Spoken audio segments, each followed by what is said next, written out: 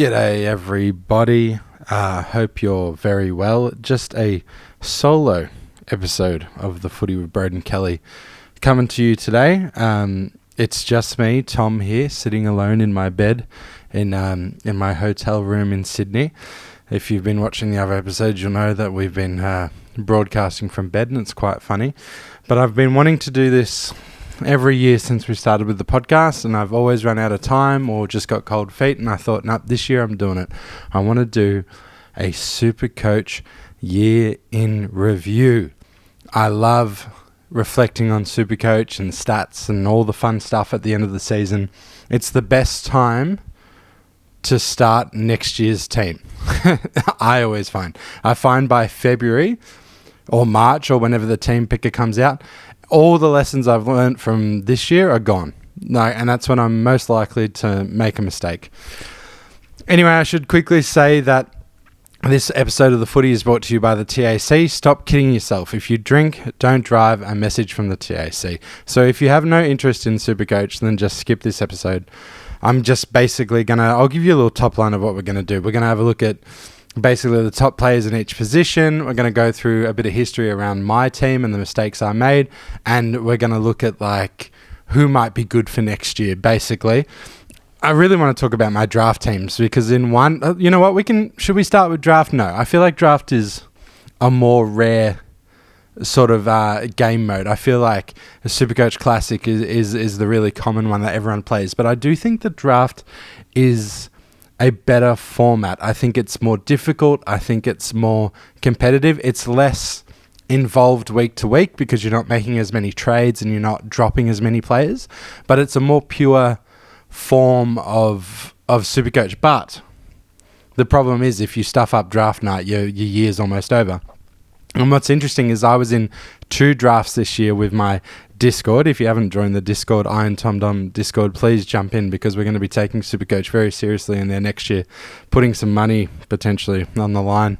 And when I say that, I mean my money. I'll be giving prizes, I think, to the winners of the next year's draft. So if you want to get involved, jump into my Discord. I'll put the link somewhere. And yes, I am rambling because I'm sitting in a bed by myself talking about SuperCoach. Anyway, what was I saying? Yes, so we did 2 drafts in my Discord leagues, right? One for Monday night, one for Tuesday night, because some people couldn't make the Tuesday night. So we filled out 2 draft leagues of 20 players, 30-second picks, right? So very deep, very fun drafts. And I thought I did really well on the Monday one, and I ended up coming last. And I thought I did so on the Tuesday one, and I ended up doing very well. I think I made the prelim and maybe finished 3rd or 4th. But anyway, let's not do draft. Let's go and have a look at who slayed this year and who was really good. And I'm going to be looking at my computer while I do this, so bear with me if it's a little start-stoppy. But let's look at who dominated in the midfield this year. So we're going to look at total points. Obviously, that can be misleading. I might look at some averages as well because, first of all, we can see that the top number 1 ranked player by total points in the midfield was Hugh McCluggage this year with 2,747, 119 average. I feel like Hugh McCluggage, I brought him into my side. I don't remember what round. And it was perhaps the most boring pick of the year. It wasn't an exciting pick because I feel like Hugh's one of those players that just gets it done every week. I feel like it's rare that he goes massive, but just super solid. He's the sort of player that you want, total points in SuperCoach. If you started the year with Hugh McCluggage and you finished the year with Hugh McCluggage, he played 23 rounds. You're just stoked. And then followed up by Nick Dacos in 2. And surprisingly, Josh Dunkley came in 3rd. I feel like Josh Dunkley totally flew under the radar this year. I feel like not many people were talking about Josh Dunkley. Obviously, he's a superstar player, always been fantastic. But to see him in the 3rd most total points is a big surprise to me. Andy Brayshaw coming in at 4th total points. Not a surprise to me because he was a primo that I started with. And I wasn't excited about it at the time. I feel like I started with him as a primo last year as well. And he wasn't disappointing or anything. He just perhaps wasn't the primo I thought he was going to be. But then reluctantly, I started with him as a primo this year as well. And he just dominated. not every round. In fact, he ended the year quite poorly, actually. I can see here his 5-round average for the end of the year was only 102. But at times, he was fantastic. In 5th, we have Jordan Dawson, who, of course, we all know and love. In 6th, we have George Hewitt. Now, that's a surprise to me. George Hewitt was priced in at $530,000 to end the year. He had a 5-round average of 112, so he finished the year really strong. And to see him as the 6th best midfielder as in total points, it's just a good reminder, I guess, that, again, I feel like George Hewitt is a not flashy pick. He's not a Ferrari, just a really. I'm making a car pun here, which is odd for me because I don't know anything about cars. But he's not a Ferrari. He's like a Toyota Hilux or something. Just gets the job done. And to be honest, before right now, I didn't even think he was on my SuperCoach radar all year. So if you picked up George Hewitt early and you stayed with him all year, then well done. Jack Sinclair coming in at 7th, which obviously as a defender as well makes him incredibly valuable. And then Ed Richards in 8th.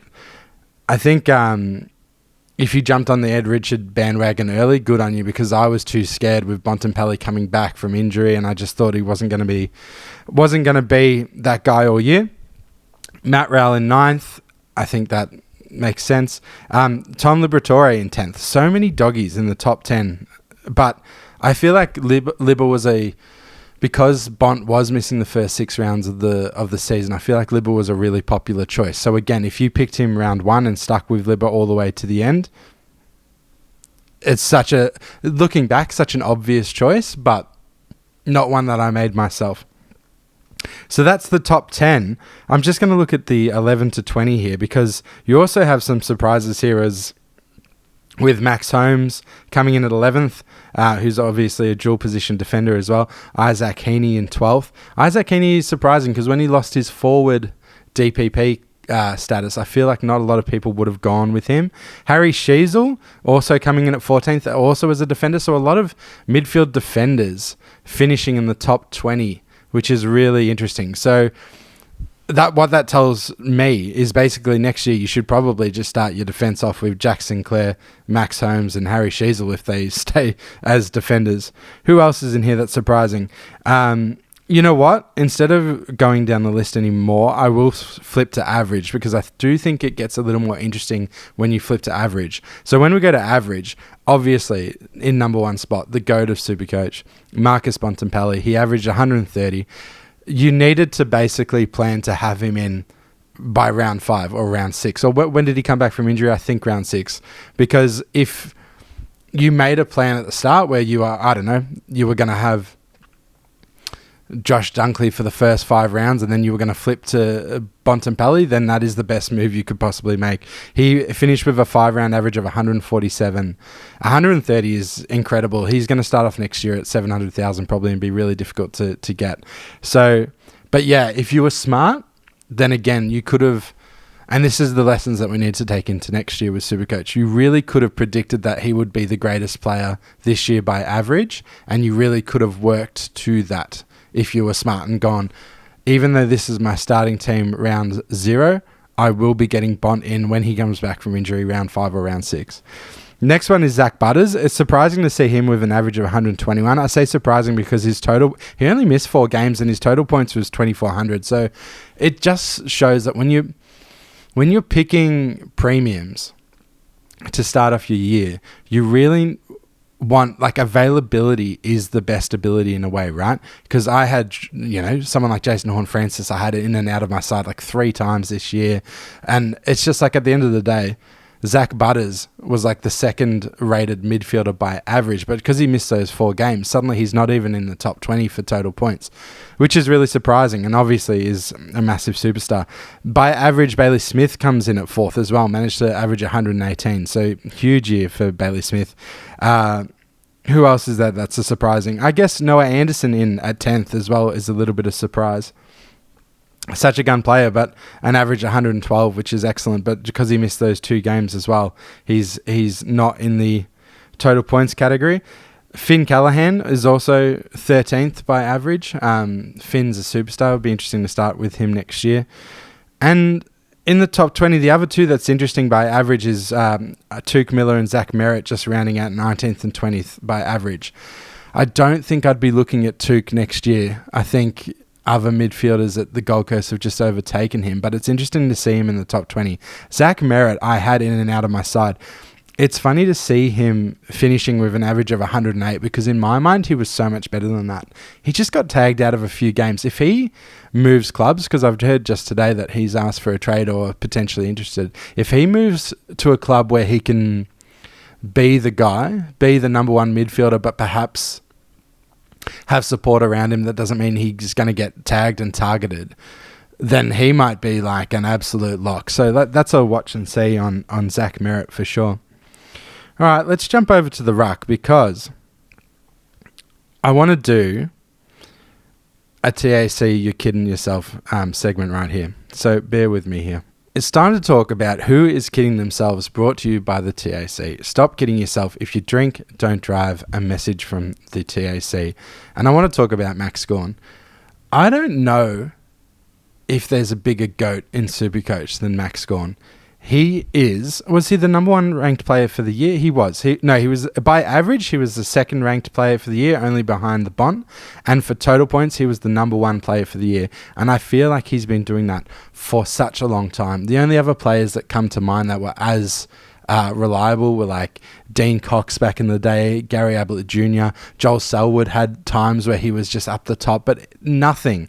And Bontempelli right now is another one, obviously, but Max Gawn has just been the most dominant SuperCoach player for so long now, for 10 years. If you haven't started Max Gawn, then you've made a mistake. And let me tell you right now, you're kidding yourself if, like me, you think he's getting older and he's going to slow down. He will be the number one picked player next year in ruck. You've got to start next year with Max Gawn. He's just proven over and over again that he might be the SuperCoach GOAT. So don't kid yourself. Start Max Gawn in the ruck next year.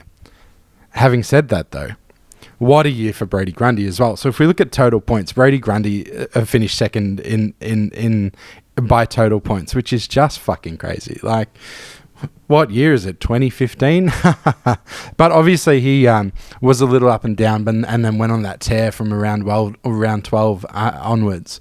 And if you managed to get him in from round 12, then you just were absolutely loving life. By average, Tristan Cherry was better then. So what's interesting is I feel like the rucks are so good and so deep. I could see so much value in starting Gawn and Sherry next year. And I think if you can afford that and make it work, then do that. But also, there was quite a few fallen premium rucks as well.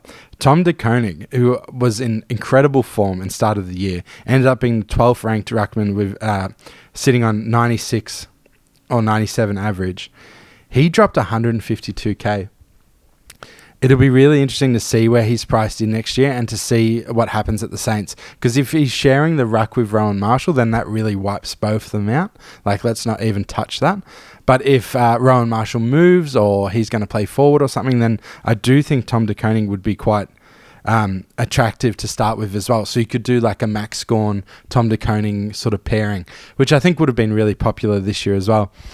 The only other thing of note is, like, I think Luke Jackson, he managed to average 113. I think he's a superstar, obviously. I wonder how much of that average is when Sean Darcy was out, because that's obviously the thing, right? It's like when he's the number one ruck, he dominates, and then when he plays forward, he doesn't dominate SuperCoach so much. That would be really interesting to know, because it says here his last 3-round average was 80. So that's the thing with Luke Jackson. Obviously, average 113, incredible player, has such a high ceiling, but also can not deliver for you at all. Luke Jackson, by total points, was only the 7th ranked ruckman, which is super interesting. So I feel like it's a buyer beware with Luke Jackson. I like him as a forward. If you've got a forward that's averaging 113 and pulls out a few 80s along the way, so be it. Like, you take that. But if he comes in listed as a full-time ruck next year, I don't know how I feel about that. Tim English and Darcy Cameron come in the 3rd and 4th. They've been mainstays of the top 10 rucks for the last, 5-6 years now. It makes sense. Lloyd Meek was a really popular pick, like an underpriced pick. He ended up averaging 101, but being the 8th ranked total points player. So I like that from Lloyd Meek. Riley O'Brien in 9th is an interesting sort of thing. I wonder how many people started Riley O'Brien this year. I don't think he would have been a popular pick, but if he was priced around 500,000, and you put the money in elsewhere, like he was really consistent. He played 23 games and was really serviceable. However, saying that, the difference between him at 9th, scoring 2,200 points, and Gawn at rank 1, scoring 2,900, that's a difference of 700 points. So that tells me that you really, to win Supercoach this year, you really had to have Max Gawn, and you probably, to win Supercoach, you probably had to time your Grundy move. So if I had have personally traded Tom De Koning at the right time for Brodie Grundy, that's probably what the people that won Supercoach, or the people that really dominated Supercoach, probably did, right?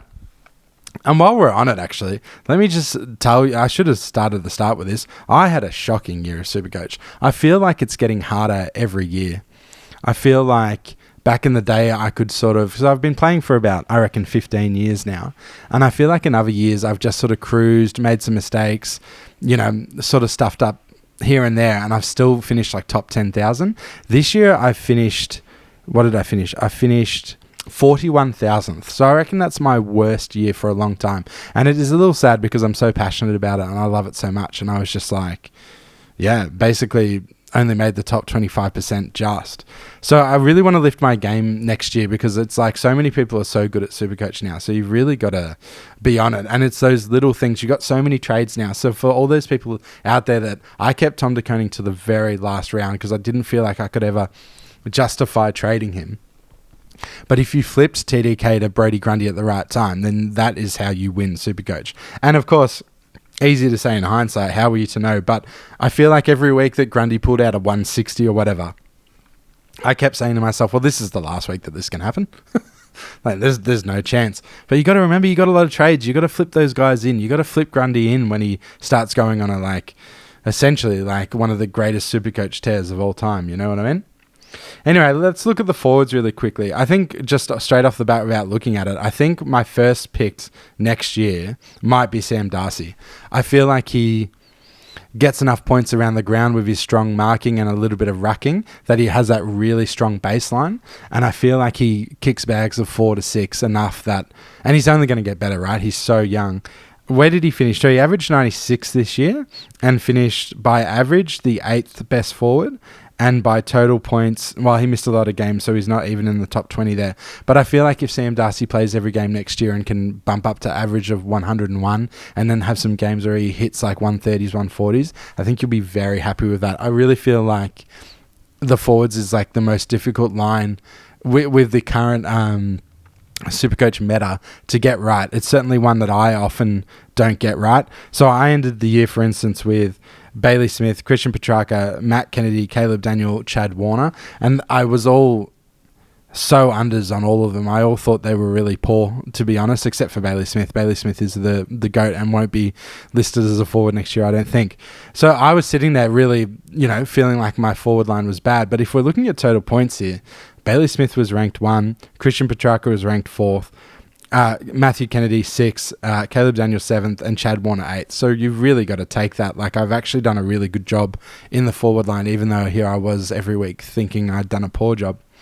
However, if you flip over to average, then there was only 3 forwards that averaged over 100, and it was just Jack McRae just got in with an average of 100.9.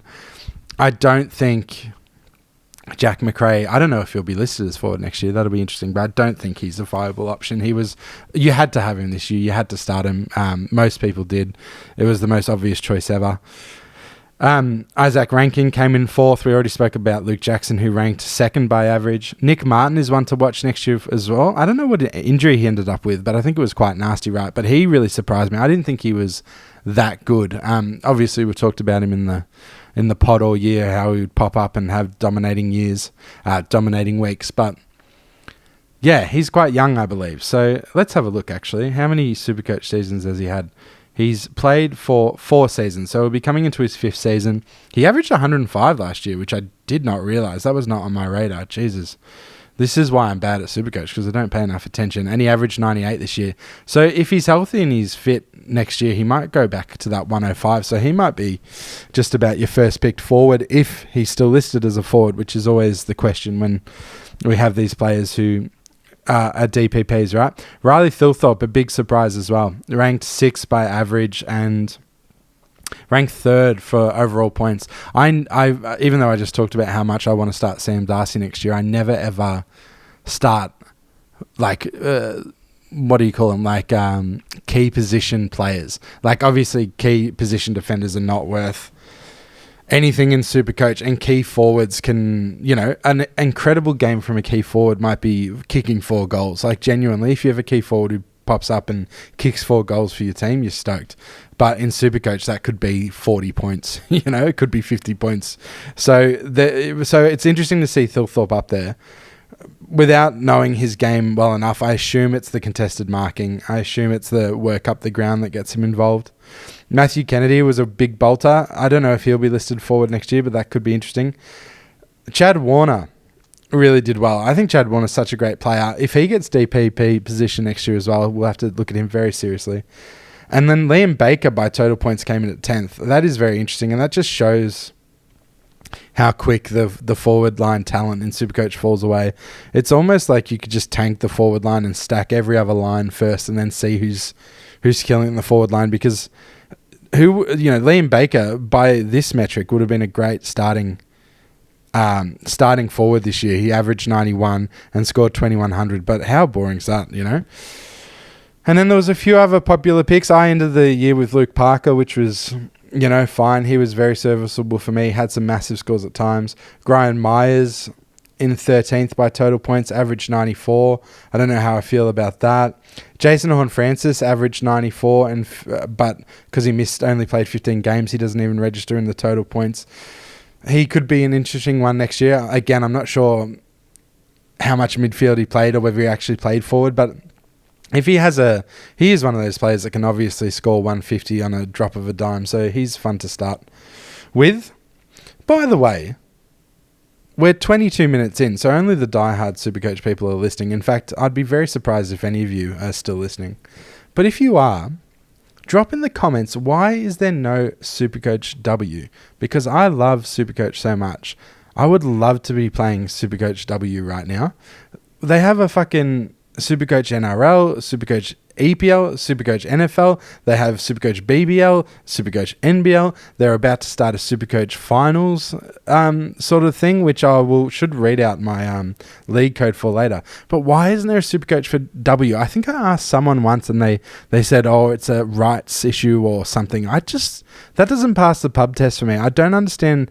It must be a money thing, right? Which is really disappointing, because I would fucking froth a SuperCoach W, and it would be so good for me as well, because the only thing I know about players is because I have them in SuperCoach. So the first year that I play SuperCoach for AFLW, I'm going to be a fucking expert. And yes, I do play AFLW fantasy, but I'm just so bad at it, and I don't understand it. I've been playing for 3 years, and I'm still just horrid. I'm just horrid at AFLW fantasy, so I just don't like it. So we need a SuperCoach W next year, and if we do, I'll fucking podcast on it every week. I'll do a SuperCoach podcast on the W SuperCoach next year. Did I just say SuperCoach 10 times? I probably did. Sorry for rambling.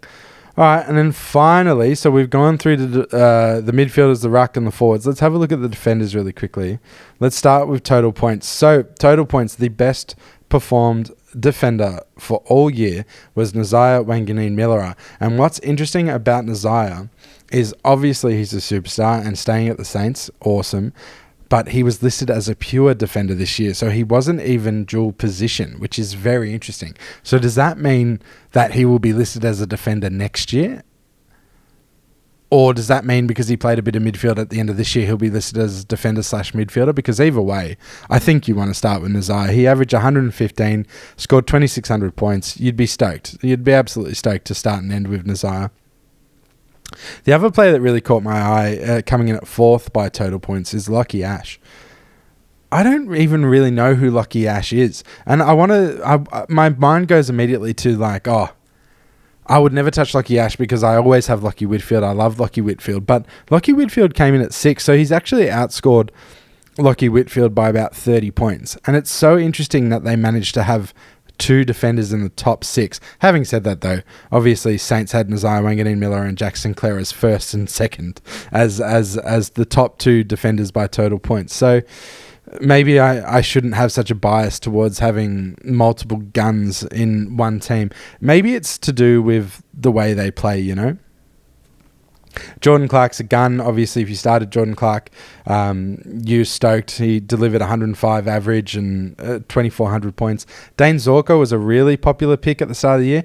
I can see here he averaged 102 and came in 8th on the most total points. He did lose 130k, so I'm sure Dane Zorko starters and Dane Zorko believers were probably very upset. I don't think Dane Zorko is probably going to be a starter next year just because another year on, surely there's better options. I can see 27% of people finish the year with Dane Zorko.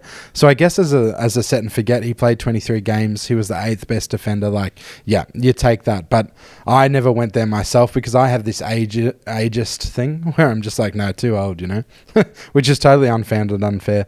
Good to see Nick Blakey coming at 10th, Bailey Dale at 9th. Nick Blakey I always love as a pick because I feel like he's such a great player to watch. He gets the footy and he runs with it, but I always felt like he wasn't like a super coach player. But hey, he averaged 101 this year, so that might be one for next year as well. And then just quickly, Josh Dacos in 11th, which is interesting. You guys know I don't rate Josh Dacos, but to see him be the 11th ranked defender is interesting. Connor Rosie was really fun to have as DPP this year. I finished with Connor Rosie. He played 21 games and hit 2,200 points, which is great. And then the only other one I really want to bring up quickly is John Noble in 13th. Again, like not a sexy pick, not one I would have picked, but if you started the year with John Noble, you would have got him quite cheap, I think, and you would have probably been happy with that. Played most games. All right, I'm sorting by average to see if there's anyone else that jumps out here. Of course, if I had other people here, they could bounce off, but I don't really. Oh, Nick Martin's in the defenders as well. That's even weirder that Nick Martin is a defender/forward. That is very odd. No one else really jumping out, except I guess it's worth mentioning that Tom McCarthy was the 20th ranked defender by average. He averaged 93. I don't think he's going to take a leap up next year by any means, but especially in draft, he might be one to pick up early potentially, because if he plays 23 games and averages 93 next year, you'll be pretty bloody happy. Tom Stewart had a big dive. So he's at 21st by average. 21st or 21st by average. He played 18 games, averaged 92, but in the last 3 rounds he averaged 109. He's still capable of massive scores, Tom Stewart. So it'll be interesting to see. I probably wouldn't take the risk on him next year. But if you did, I could see it. Okay, so that's me sort of wrapping up like the top 20 players. And the reason I did that is because it's nice to... The reason I just rambled for half an hour is it's nice to be like, remember Lockie Ash next year. Remember Hugh McCluggage next year. Maybe start with Hugh McCluggage, Max Gawn and Lockie Ash, because they're boring picks in quotation marks, but they just get the job done for you, you know? And it's guys like that that can really... Then you can do, because they're so consistent, you never have to worry about them, you never have to trade them, and then you can really have fun with other picks. All right. Now I want to talk about my team very quickly. So I think looking at my year, like the biggest mistake by far was I think I just got the early game really, really wrong. I didn't start Levi Ashcroft because he was named sub, so I swapped him out. And then he ended up playing first game not being sub. I think that is almost single-handedly, if you didn't start Levi Ashcroft this year or get him in at the right time, like I think he made like 300k or whatever. Like and so consistent. He had low scores as well, but you could have pretty much held him all year as a rookie, which is so invaluable. Instead, I brought in I can't remember who I brought in, but I can look at my round 2 trades here. And I traded out Sanders and I traded out Sartas for Xavier Lindsay and Bailey Smith. So straight away from like the get-go, I don't know how I ended up with Sartas and Sanders. Neither of them are players I love. Clearly, I thought they were great mid-prices that had opportunities. But I love the hype around Xavier Lindsay and I loved Bailey Smith. I spoke about him so much, but I feel like just the injury cloud around Bailey Smith... so many people were saying he'll never play a full year and all this sort of stuff, and it just really tempered me, and I was just like, no. And that means that round 2 I was already having to make trades that are corrections, and you should be making 2 correction trades round 2. But like, really, I look at that and I go, how the hell was Sanders and Sartas in my team? In round 3, I made 3 trades. So I had to boost for this, and I had to get rid of Perryman. So clearly Perryman was a popular choice. I stand by it. He went to the Pies for midfield time. I really felt like he was going to get midfield time. It just didn't work out. So I don't beat myself up too much about that. But again, if you had started anyone else but Perryman, then you're probably in a better position. And then it looks like I traded out O'Sullivan and Leake. So I don't even know how I ended up with Leake. It's very odd. So that's my huge mistakes, but I also was just guilty of like bringing in guys like Fraser. I brought in and then traded him out round 6 because I just thought he was like such a gun. And I feel like for next year, if I bring in like a guy like Fraser, who I brought in round 3 and traded out round 6, that is such a waste.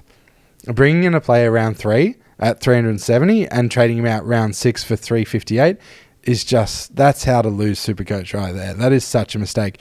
If I brought in Fraser at 370 grand in round 3, obviously I brought him in because Harry Perriman wasn't great, and I thought, well, Fraser's looked awesome, that's a good swap. Then you just back him in. You just needed to back in. I needed to back in Fraser all year, basically. It's like you spent the money to bring him in, so bring him in. He ended up averaging 80, so that would have been very disappointing.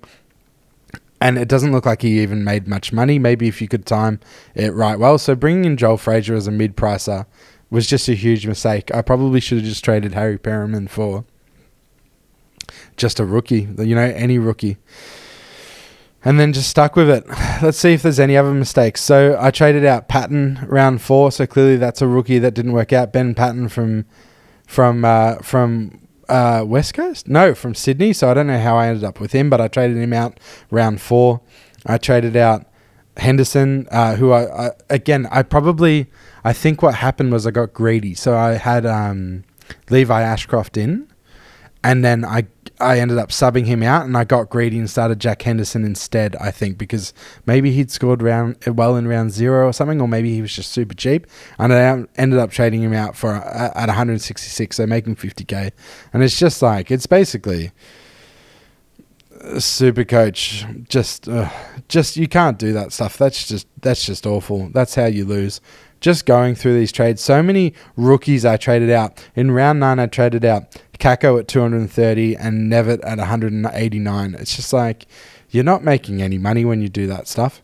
So just huge mistakes. I think at the end of the day, it's very difficult, and it's a bit like looking into a middle, into a, what do you call it? Like a looking glass? No, a magic ball that tells you the future.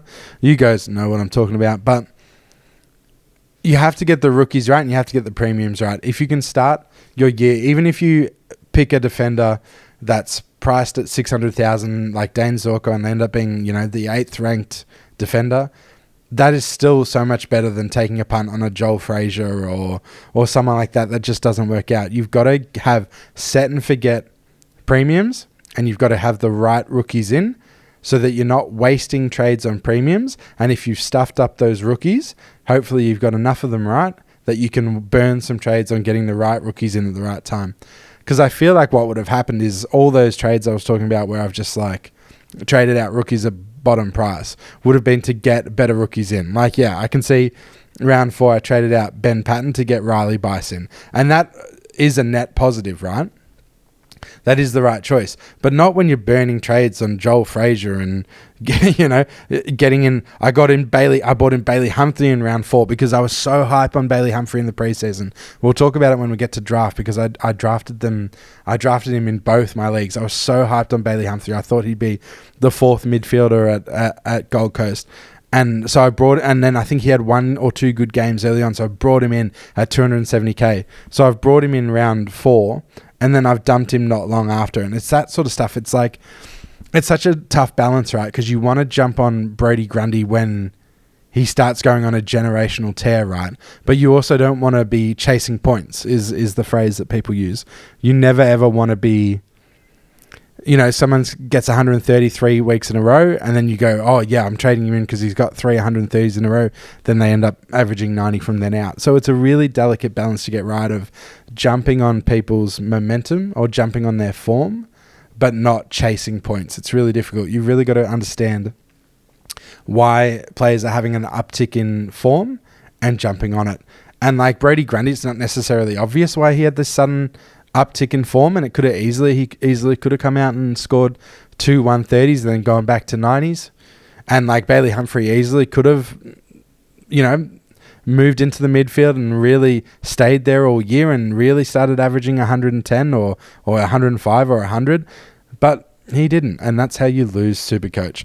So, I don't know. The moral of the story is have a crystal ball. That's the word I was looking for. And don't get anything wrong with your primos or rookies.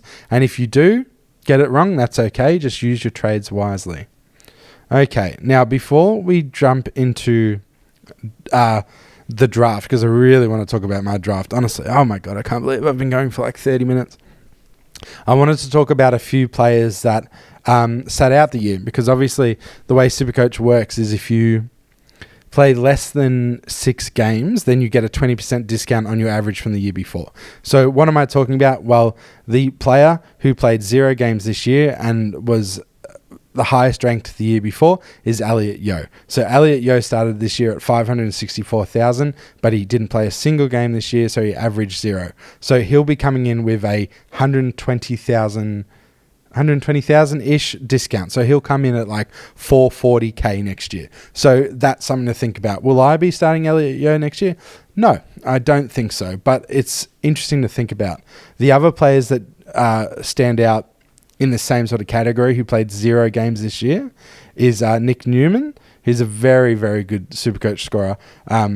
That's a wait and see. Cody Waitman didn't play this year, will probably come back and probably not be a good choice. However, Jamara Ugle-Hagan is here. Depending on where he ends up in his role, he started this year at 355k. So he'll come in, like 70k less than that. So he'll come in at like 280 next year, I think. And, he averaged 66 last year. He's just sat out a year, so that would be very speculative. But at that price, that's almost a rookie. So I'd be very interested in what Jamara Ugle-Hagan does next year. Who else have we got here? Max King is probably one you'd look at. If he comes in under 200,000, you'll be looking at Max King, although that would be such a risk. Cam Guthrie is here. I don't know if Cam Guthrie's ever going to play again. I didn't even know he was still on a list. And then Finn McRae. If Finn McRae finds a new home, I always thought he was a gun. I don't know why he can't get a game at Collingwood. He might be injured. I haven't followed him that closely this year. But he'll come in basement price if he manages to play next year. Jagger Smith started this year at 194 and obviously never played with the ACL, so he'll be probably first pick next year. If he's healthy and ready to go, he should be like 104k or whatever, so he'll be a lock. Will Brodie, I don't know why Will Brodie had such a drop-off this year. I mean, he's not a superstar, but if he goes to a third club next year, he could be a fun one to start off with. Josh Smiley never played a game this year. He was listed as a midfielder. I thought he was a forward. That's interesting. He's listed here as a Richmond midfielder. So if Smiley looks like he's going to line up for round 1 next year, he'll be another super obvious one who we want to start with. Let me skip forward a little bit and let's have a look at a couple of players who played a few games and had very poor averages. So one that is obvious and I spoke about all year, but Leo Lombard, I think is a genuine gun. I think he's going to be genuinely a star of the competition. He won a VFL best and fairest in a grand final at the age of 16. He finished the year playing 4 games and averaging 19. He's not like a put him in your team straight away for next year, but if the signs are there that he's got a new role, a bit of midfield time, if there's any signs that he's going to be important to the Suns next year, jump on Leo Lombard. That is a massive tip for me next year. That is a massive one. Another one like that is Sid Draper. Sid Draper's a gun, right? Everyone knows Sid Draper's going to be a gun. He played 10 games and averaged 23. So he lost 90k. So he started off at 200,000 basically and ended up at 99. So if Sid Draper, same thing. I don't know too much about him, except he was a pretty high pick, right? So he'll just be a free rookie to go in again. So first sign that he's going to have any impact next year, get Sid Draper into your team for sure. Who else have we got here? No one else on the list is jumping to mind. Taylor Adams played 4 games and averaged 27, but I don't think you're going to want to jump on that. I think, you know what, let me pull up another tab, because what I have here is the players that have lost the most money this year. So this is a fun one to do. So basically on FootyWire, you can sort players by the total change. So this is the players that have lost the most money this year. So let's start off by losing 303 grand. We have Sam Flanders, and this breaks my heart. And when we get into the draft section of this podcast, you'll find out all about why. Sam Flanders lost $303,000. So obviously that's a role change. Obviously, I don't even know. He was clearly just got the pill, like he had leather poisoning last year and he just could not get his hands on it this year. So Sam Flanders was a massive drop-off. So if I have a feeling that someone like Sam Flanders might ask for a trade, he was such a superstar of the competition last year and now he basically didn't touch it all year. So I feel like he might ask for a trade. If he goes somewhere like, I don't know where he would go. I think he's a Melbourne guy, I think. But if he went to West Coast or something, you know, like I would just lock him in. Anywhere where he's going to be put in the midfield and play pure midfield or just a high ball use role, you want to have Sam Flanders in. So that's one to watch for next year. Dan Houston lost 219. A lot of bashes of Dan Houston this year. I'm not particularly interested in jumping on Dan Houston next year because I feel like the Collingwood gameplay just doesn't allow him to be that ball user off half back. However, if Josh Dacos left the Pies, which will obviously never happen. If Josh Dacos left the Pies and side bottom retired, like these are some of their users off half back, right? So maybe you would get Houston in. Look, that's a massive drop off. I'm a big fan of Houston when he was at Port. I think he can score well. Dan Houston, you'd never start the year with him, but again, you could go a little early and draft on Dan Houston next year. Take a punt that he's going to find some form, or just watch him early. If he comes out round 0 and has 120 and a heap of the ball off halfback, then get Dan Houston in.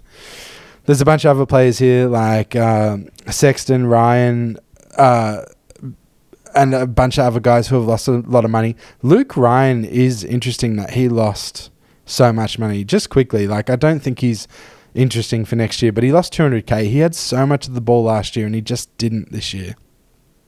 I don't know what's up with that, but just clearly a big shuffle at Freo, and obviously it's worked for them because they've been very good. Freo. Nat Fife lost a lot of money. Zach Fisher. Let me skip forward to some that are actually going to be relevant. Here we go. Here's a couple that are relevant. Jesse Hogan lost 170,000. So he'll come in quite cheap next year. Obviously, clearly injured or something's hanging over him this year. I don't know if he'd be one I start next year, but for draft, you could throw him in as a smoky in some of the later rounds and grab Jesse Hogan, because we all know when he's kicking bags and when he's on fire, he can score very well. And then Hayden Young. So Hayden Young finished on 382,000, dropped 164,000. Obviously, he was very injured. He didn't play a lot. So he averaged... What did he average? So it looks like he averaged 72 next year. So listen to me now. If anyone's still listening, comment in the comments and say, still listening at 43 minutes in when you spoke about Luke Ryan. But we're talking about Hayden Young. 72. That is my first pick next year. He's straight in. Hayden Young is such a good player. He makes Freo so much better, and clearly he has had a mare this year. So he averaged 101 last year, and he's dropped right down to 71. So he's going to be so underpriced next year. Hayden Young, sign him up right now. And this is why you do this research now, because in 6 months' time, either everyone's going to be talking about Hayden Young and everyone's going to have Hayden Young in their team, or no one's going to have Hayden Young in their team and everyone's forgotten about Hayden Young. And that's when you remember that Tom said get in Hayden Young. Jeremy Howe lost a lot of money. Toby Nankervis lost a lot of money. Tom Barrass lost a lot of money. That is interesting. Tom Barrass lost 150k. So Barrass averaged He pretty much averaged between 80 and 90 most years in the last 5 years over at West Coast, and then only managed 62 this year. That is interesting. I wonder if the Hawks will want to get him a bit more of the ball next year. Up for debate. That's one to just keep in the back of your mind. Tom de Koning, who we've already discussed, lost 150k, which is crazy. Warple lost 150. If Warple gets traded, or I would be interested in following him. Jordan De Goey lost 146. I wouldn't start him even if he was coming back into great form. Jack Steele dropped 150k. So let's look at Jack Steele. So last year, Jack Steele averaged 108, and this year averaged 94. I don't think there was a massive role change or anything. I think that's just the bloke getting another year older, right? But he is only 29. I don't know. Jack Steele's had such an interesting Supercoach career. 2020 averages is 122. 2021 averages 126. 2022, 109. Then 2023, 94. Then 2024, back to 108. Then 2025, back to 94. So a real up and down career, but never really averaged less than 91 since 2017. 91 being his lowest average. So I would be interested, especially again in draft, having a punt on Jack Steele next year, because that is very interesting. And I'm not, he wouldn't be my first pick or anything. But if he's looking like he has a really good role and he's looking back to his explosive self in the preseason, then I'd be very tempted to start Jack Steele, because he'll be very cheap and he is a fantastic Supercoach player. Is there anyone else here? Row bottom, Florent lost a lot of money. So a couple of a couple of Sydney players here who lost a lot of money. Sean Darcy lost a lot of money. That's interesting.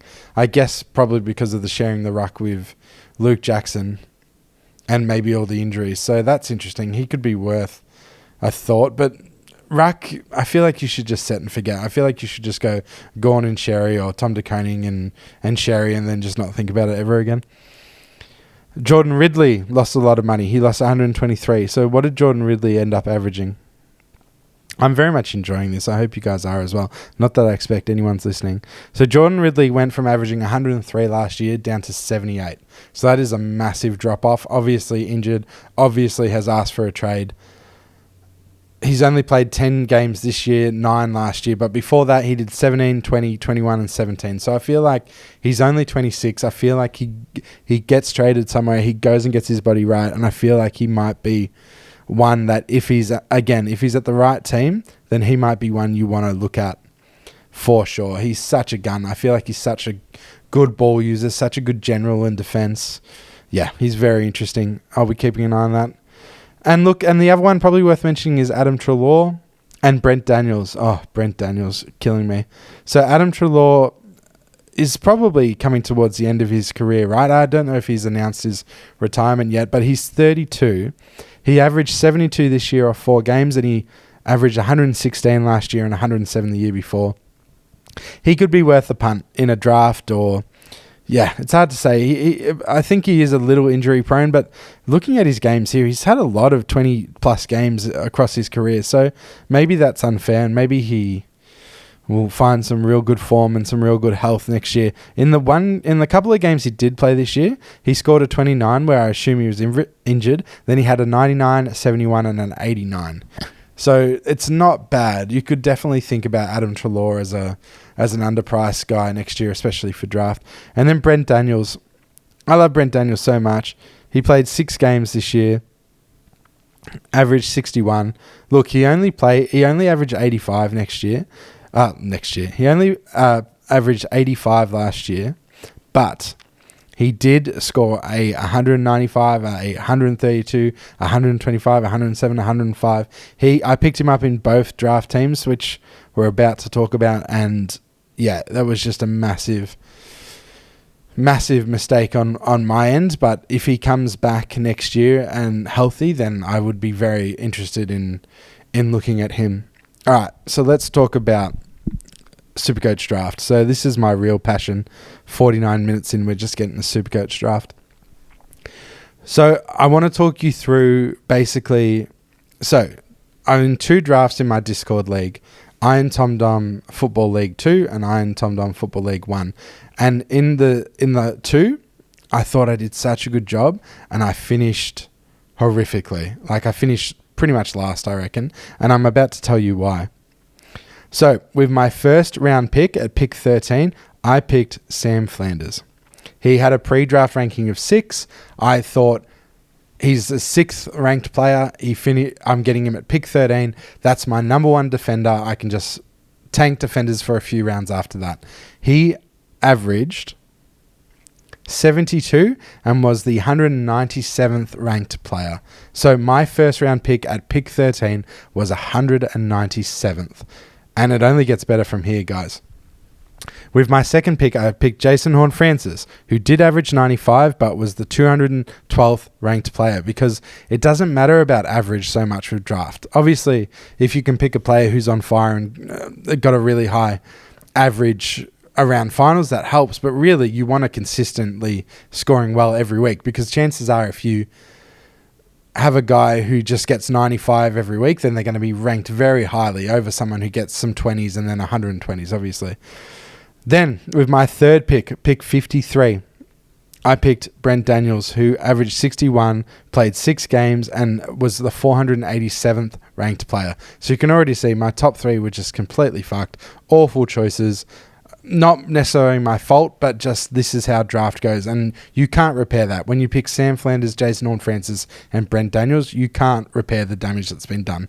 I really thought I was getting a gun defender, a gun midfielder, and a gun forward, and they just didn't turn out to be that way.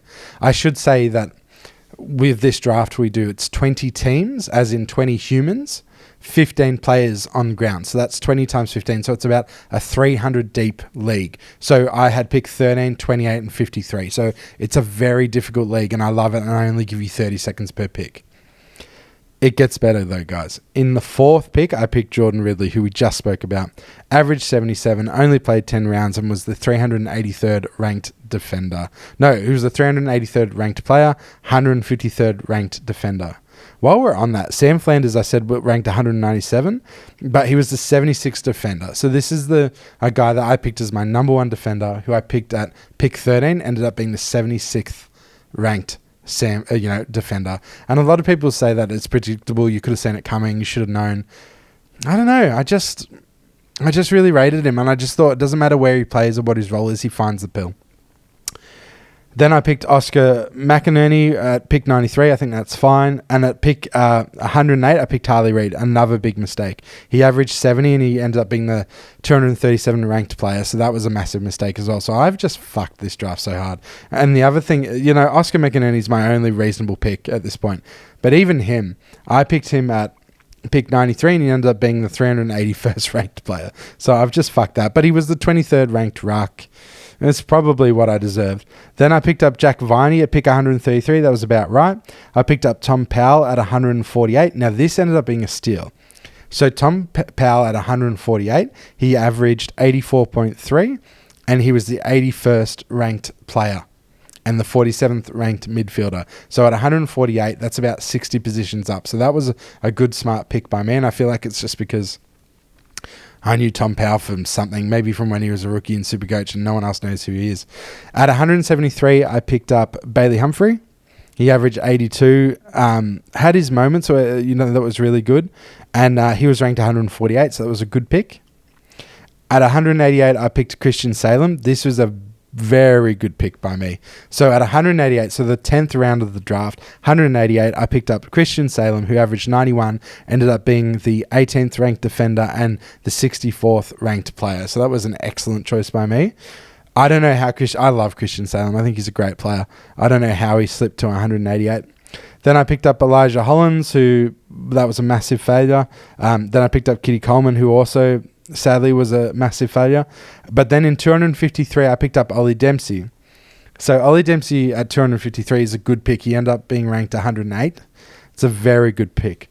Then I picked up Callan Ward, which was probably not worth it. And then I picked up Leo Lombard with my final pick, which is always a punt pick. And that didn't turn out well at all. So really, you can see very bloody quickly why that was a massive fail. Like, why that draft was just an incredibly unmitigated disaster. Like, basically, it wasn't until like a pick 150 where I started getting a few right and a few overs. So that was just like so disappointing.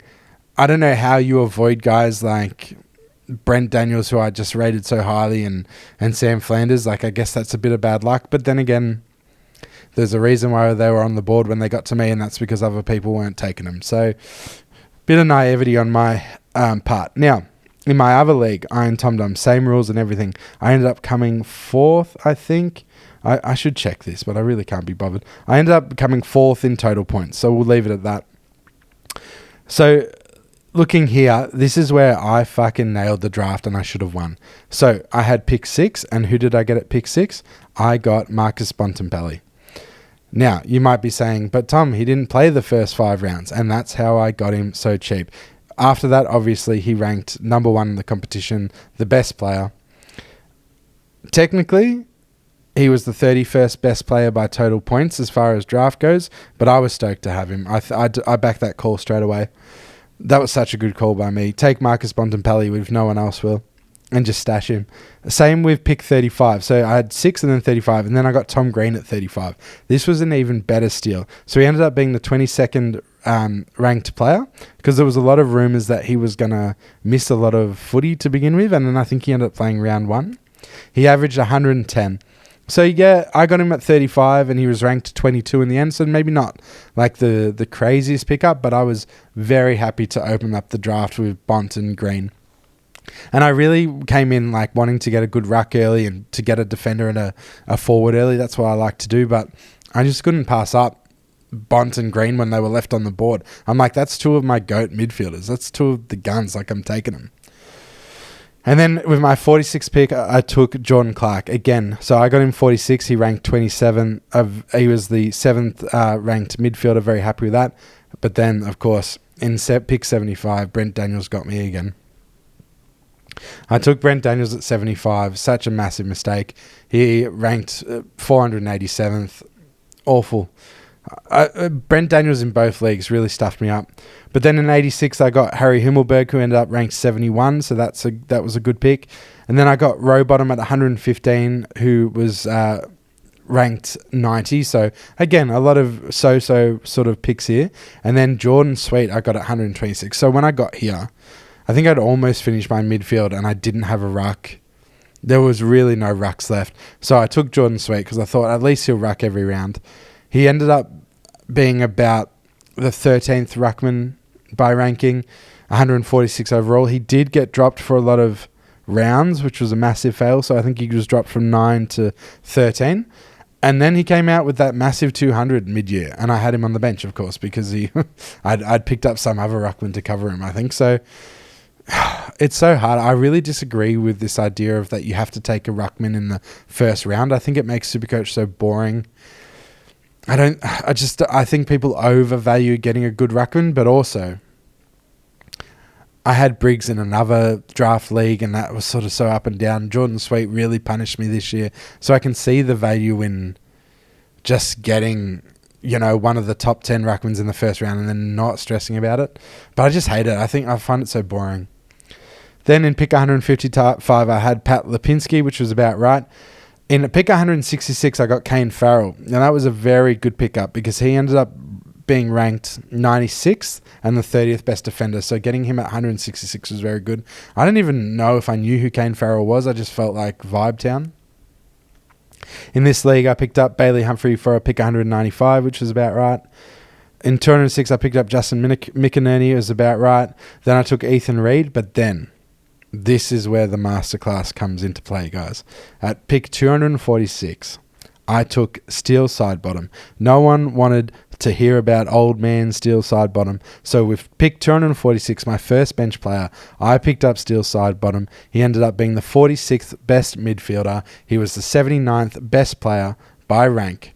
So I got pick 70. I got essentially pick 79 value for 246. So that's a massive jump up of 160 or something. Incredible. But guys, it gets better. With pick 275, I picked up Travis Boak. which he missed a lot of games. It's about right. But having him in the forward line when he would pop up and get those hundreds, like he just had a lot of games where he scored about 100, was very, very valuable.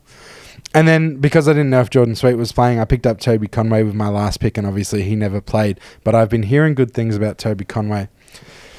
So anyway, that's my hour long, or maybe once I've edited it down a little bit, not quite an hour long SuperCoach wrap up. I did this mostly for me, just because I love fucking talking about SuperCoach. If anyone's actually listened to the end and comment, Tom, I listened to the end, you malaka. Thank you so much for listening. I love SuperCoach so much. Get involved with me next year. Help me find out why there's no SuperCoach W, because that annoys me. If you want to join my Discord and get involved in all the SuperCoach chat and stuff, yeah, usually I'd try and do a few streams around SuperCoach on my Twitch and stuff, because I just love talking about it. I love holding these drafts. My ultimate would be to get 100 of you guys playing next year, so we'd do 5 draft nights. Monday, Tuesday, Wednesday, Thursday, Friday. We'll do 20 players per night, so we'll draft 100, and then we could have 5 leagues going, and that would be so much fun, and I'd put in a bit of prize money for you guys as well. So get around it if you love SuperCoach as much as I do. And in the comments also, if you've listened this far, I want to hear about your biggest clutch moments in draft, and I want to hear about your biggest mistakes in draft. So I want to hear about your steel side bottoms in draft, and I want to hear about your biggest mistakes like mine with Sam Flanders, and I also want to hear in depth all about what mistakes you made in Classic as well. Were you like me? Were you sideways flipping rookies all year? Did you not bother with Levi Ashcroft? Did you not start Andy Brayshaw when you should have? Did you stick with Tom De Koning for too long and never jump on Grundy like I did? I want to hear all about what mistakes you made and what you learnt for next year, because it's just so much fun, and I'll be reading every comment. So thank you for listening, and bounce that pill.